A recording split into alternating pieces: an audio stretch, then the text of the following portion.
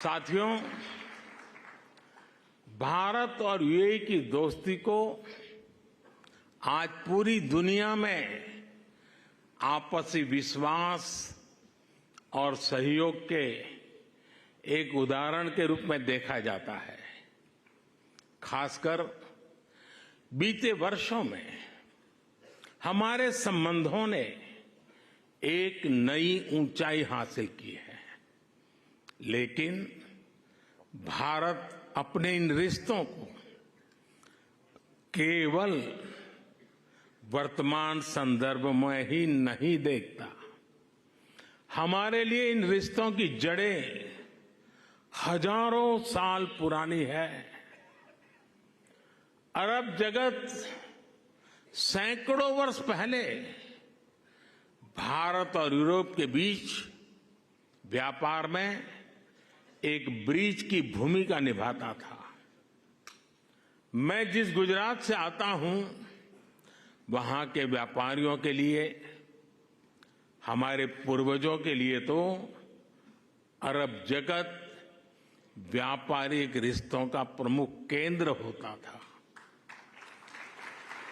सभ्यताओं के इस समागम से ही नई संभावनाओं का जन्म होता है। इसी संगम से कला, साहित्य और संस्कृति की नई धाराएं निकलती है।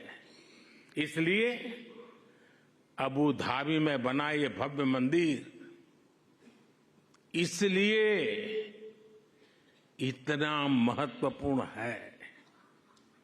इस मंदिर ने हमारे प्राचीन रिश्तों में नई सांस्कृतिक ऊर्जा भर दी है।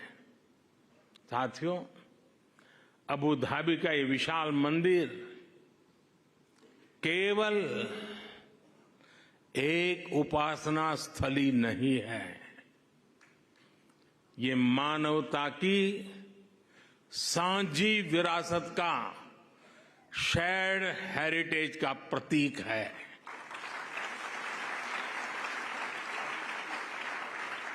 ये भारत और अरब के लोगों के आपसी प्रेम का भी प्रतीक है। इसमें भारत यूएई के रिश्तों का एक आध्यात्मिक प्रतिबिंब भी है। इस अद्भुत निर्माण के लिए मैं बीएपीएस संस्था और उनके सदस्यों की सराहना करता हूं, हरिभक्तों की सराहना करता हूं। बीएपीएस संस्था के लोगों द्वारा, हमारे पूज्य संतों के द्वारा पूरे विश्व में मंदिर बनाए गए हैं। इन मंदिरों में जितना ध्यान वैदिक बारीकियों का रखा जाता है, उतनी ही आधुनिकता भी उसमें झलकती है।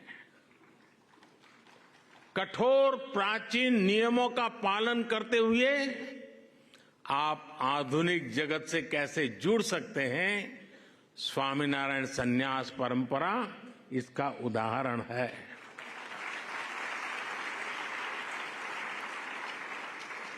आपका प्रबंध कौशल, व्यवस्था संचालन और उसके साथ साथ हर श्रद्धालु को लेकर संवेदनशीलता, हर कोई इससे बहुत कुछ सीख सकता है।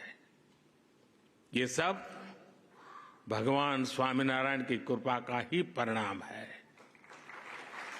मैं इस महान अवसर पर भगवान स्वामीनारायण के चरणों में भी प्रणाम करता हूं। मैं आप सभी को और देश विदेश के सभी श्रद्धालुओं को बधाई देता हूं।